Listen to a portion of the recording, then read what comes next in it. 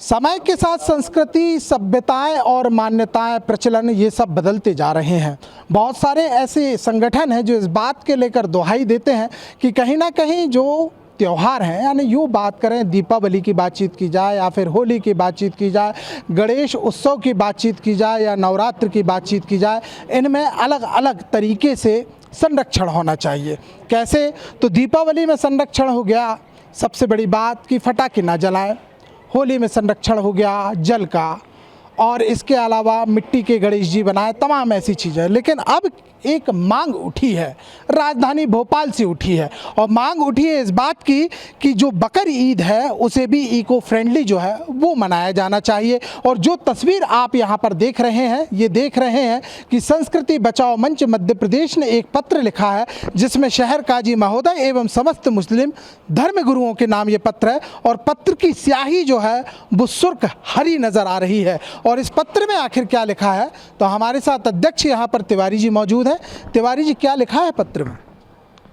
देखिए, संस्कृति बचाओ मंच ने 4 साल पहले भी ये मांग उठाई थी कि क्या जब इको फ्रेंडली होली हो सकती है, इको फ्रेंडली दीपावली हो सकती है, इको फ्रेंडली गणेश जी जो कि शुद्ध मिट्टी से निर्मित हो, अपने घरों में निर्मित हो, और उनका विसर्जन भी जो है बाल्टियों में कर दिया जाए पानी बचत करने के लिए, जलाशय बचत करने के लिए, तो क्या इको फ्रेंडली ईद नहीं हो सकती?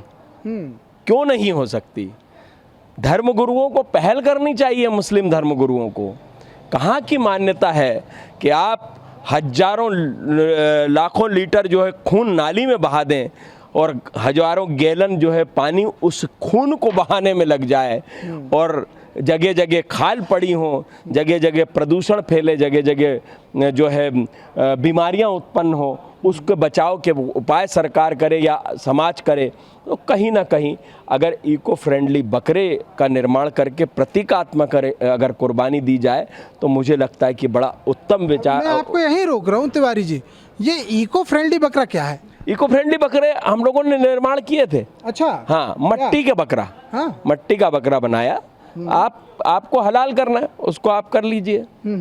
भूसा और मट्टी से जैसे मूर्ति बनती है वैसा इको फ्रेंडली बकरा बन जाता है। अच्छा। हाँ, उसमें हम बाल वाल सब लगा देते हैं, आप उसे काट लीजिए, आपका प्रतीकात्मक आपकी ईद भी हो गई, और आपका मतलब जो है पशु की हत्या भी रुकेगी ना। पशु क्रूरता अधिनियम क्या हिंदुओं पे लागू होगा? कुत्तों पे लागू होगा, अन्य जानवरों पे लागू होगा, लेकिन क्या बकरों पे लागू नहीं होगा? क्यों नहीं होगा? बकरा भी तो पशु है, उसमें भी प्राण है। हम तो कहते हैं कि कण कण में भगवान है, उसमें भी भगवान है। हमारे यहाँ तो नारद ऋषि ने बकरे का रूप धारण किया था। हमारे यहाँ तो भगवान विष्णु ने वाराह का अवतार, जिसको कि ये लोग अपवित्र मानते हैं, सुअर का रूप, वाराह अवतार, भगवान विष्णु ने जो है वाराह अवतार में जो है अपने दांत के ऊपर पृथ्वी उठा ली थी। तो विष्णु जी के अवतार है वाराह अवतार। तो हमारा कहना ये कि आप पर्यावरण की रक्षा के लिए ये पहल मुस्लिम धर्मगुरुओं को और शहर काजी को करना चाहिए कि इको फ्रेंडली ईद मनाइए। 1 महीने तक जो है आप काजू किशमिश बादाम अपने बच्चों से खिलवाएं, उन्हें उस बकरे को लाड़ प्यार करवाएं, और जिस दिन ईद हो उसी दिन उसको हत्या करना सिखाएं कि हलाल करिए और इसे काट डालिए और इसे खा लीजिए।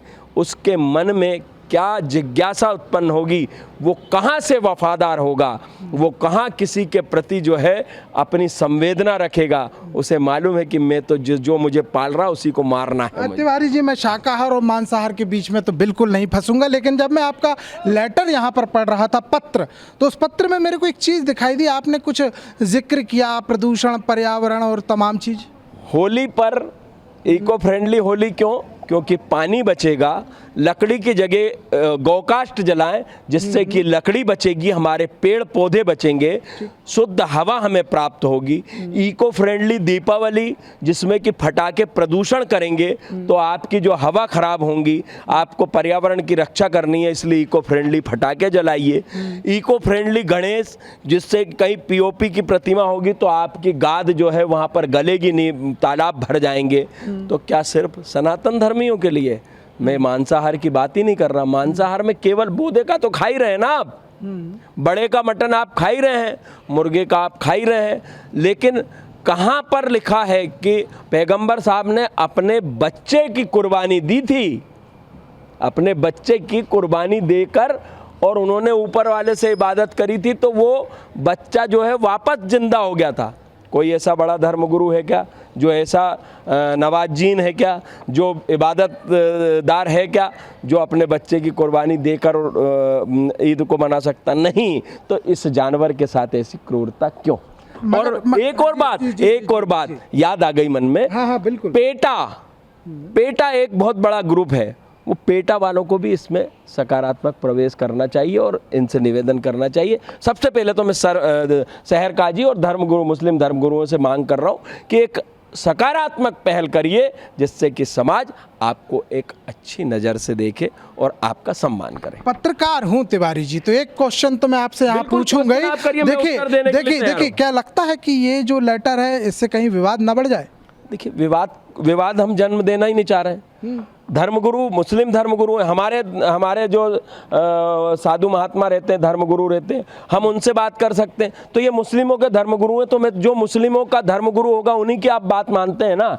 आप जब हमारे शहर काजी या शाही इमाम कहते हैं कि इस तारीख को ईद मनाई जाएगी, चांद दिख गया है, तभी ईद मनाते हैं ना, तो मैं तो उनके समाज के जो अगवा हैं, धर्मगुरु सबके सम्मानीय, हमारे लिए भी वो सम्मानीय है। वो मुस्लिम धर्मगुरु हैं, तो मुस्लिम लोग जैसे उनको पूछते हैं, जैसे हम अपने शंकराचार्य जी को पूछते हैं, तो उनसे ही हम निवेदन कर रहे हैं। इसमें विवाद की कोई बात ही नहीं है, जो तार्किक बात है, और समय के अनुसार बदलाव होना चाहिए। समाज की जिम्मेदारी है। मुस्लिम समाज भी हमारे सनातन धर्म भारत में रहता है, भारत का एक अंग है, और अगर ये पहल होगी तो मुझे लगता है कि अति उत्तम विचार। अभी आप किसी एक धर्मगुरु से जब आप बात कर रहे थे हिंदुओं के, तो एक भूरे का आप उदाहरण सा बता रहे थे कि कुछ जगहों पर भी चलती है, तो हमारे यहाँ भूरा ले लेते हैं तमाम चीजें। भूरा कद्दू। हाँ जी, भूरा कद्दू क्या है? आपको शिखिल जी, आप घर में पूछिएगा कि नवरात्रों में जब पूजन होता है, माँ भगवती की सच्चंडी पाठ होता है, हवन होता है अष्टमी के दिन, तो पहले बकरे की बलि वहाँ भी दी जाती थी, लेकिन हमने उसमें बदलाव किया। आज भूरा कुमड़ा, जैसे भूरा कद्दू कहते हैं, जिससे कि पेठा बनता है, भूरा कद्दू, उसमें हम 4 लकड़ी की टांग लगा देते हैं, उसमें आम के पत्ते से हम जो है उसके कान बना देते हैं, काजल से उसकी आंखें बना देते हैं, और उसकी बलि दे के माँ के सामने, जो लोग करते हैं, मैं तो नहीं करता, जो लोग करते हैं, क्योंकि मेरे गुरुजी ने मना कर दिया तो मैंने, हाँ, तो प्रतीकात्मक उसको, और उसमें लाल कलर की रोली, उसके जो कटता है पीस, उसमें लाल कलर की रोली लगाकर उसको जो है 4 जगह पर रख दिया जाता है। एक हवन कुंड पर रख दिया जाता है, एक भवानी जी के, भगवती के सामने रख दिया जाता है, एक क्षेत्रपाल को दे दिया जाता है। ऐसे 4 टुकड़े किए जाते हैं। तो हम क्या प्रतीकात्मक देने लगे? पहले आपको अपने घर में दादी दादाजी जो भी हो बुजुर्ग, उनसे पूछिएगा, ग्रामीण क्षेत्र में पूछिएगा, फसल होती थी तो गाँव में फसल जब पक जाती थी, फसल की जैसे थ्रेसाई चालू होती थी, मतलब गेहूँ निकलना चालू हुए या चावल निकलना चालू हुए, तो जो खेत का देवता होता था हमारे यहाँ, जिसे हम भैंसासुर बाबा, मैं भी बुंदेलखंड संस्कृति का हूं, देखा हम भी भैंसासुर बाबा कहते थे, वहां पर नाग देवता का स्थान होता था, उनको वो फसल दी जाती थी और बलि दी जाती थी। हमारी दादी कैसे बलि देती थी? गुड़ चने का प्रसाद। और एक बाल्मीक समाज का हमारा कोई भाई एक सुअर का पिल्ला लेके आ जाता था, उसका जरा सा कान काट के 2 बूंद वहाँ पर गिरा दी जाती थी, और जब तक वो पिल्ले को पकड़ा रहता था, उसको पुनः हल्दी लगा के उसके कान में लगा दी जाती थी कि अब इसका खून नहीं बहेगा, और वो मेमने को छोड़ दिया जाता था। वो मेमना वापस वो वाल्मीकि के घर पहुँच जाता था। प्रतीकात्मक बलि भी हो गई और हमारा काम भी हो गया कि हमारे यहाँ प्रथा चली आ रही है, तो वो प्रथा का हमने निर्वहन किया। तो इस प्रकार का कृत्य आप क्यों नहीं कर सकते? परिवर्तनशील समाज है, परिवर्तन लाना पड़ेगा आपको। आप क्या भी मुस्लिम समाजों में बहुत सारे लोग शाकाहारी हो गए ना? क्यों हो गए? क्यों आयुर्वेद की तरफ जा रहे हैं? क्यों मांस मटन खाना छोड़ दिया है? कारण है उसके कारण यही है। तो आप परिवर्तनशील हो रहे हैं, तो जब परिवर्तनशील सब चीज में हो रहे हैं, आप योगा भी कर रहे हैं, तो जब आप परिवर्तनशील हो रहे हैं तो इसमें भी परिवर्तन होना चाहिए। बहुत बहुत धन्यवाद तिवारी जी। तिवारी जी ने लिखा है एक लेटर, संस्कृति बचाओ मंच के अध्यक्ष हैं, पूरा नाम है चंद्रशेखर तिवारी। और तिवारी जी इस बात को यहाँ पर कह रहे हैं, जो पत्र उन्होंने लिखा है उसमें साफ तौर पर ये कहा है कि कहीं ना कहीं पर्यावरण संरक्षण के साथ साथ, जलवायु परिवर्तन के साथ साथ, और जिस प्रकार से तमाम बीमारियाँ, और यूँ उन्होंने अपने पत्र में जिक्र किया है कि हज़ारों करोड़ लीटर जो खून की नदियाँ जिस प्रकार से बहेंगी, उससे कहीं ना कहीं बहुत सारी दिक्कतें जो हैं कहीं ना कहीं साइंटिफिकली और पर्यावरण सिस्टम के आधार पर भी सामने आ सकती हैं। तो ज़रूरत उन्होंने बताई है कि बदल देना चाहिए ऐसी मान्यताओं को। इस बात को भी साफ तौर पर कहा है कि इको फ्रेंडली बकरों का उपयोग कर लिया जाए। ये अपील भी यहाँ पर की हुई है, पत्र भी लिख दिया है। अब देखना ये होगा कि इस अपील का असर आखिर क्या होता है। हालांकि हमने साफ तौर पर आपकी आवाज़ बन के इनसे पूछा क्या ये विवाद की स्थिति तो नहीं है, लेकिन क्योंकि ये पत्र है और पत्र लिखा गया है और लिखने के साथ साथ उसकी क्रियाएं भी सामने आ रही हैं। अब इस प्रतिक्रियाओं का असर किस प्रकार से क्या होगा ये तो आने वाला वक्त ही बताएगा। कैमरामैन भारत बुंदेला के साथ शिखिल ब्यवहार, लल्लूरॉन.com, भोपाल।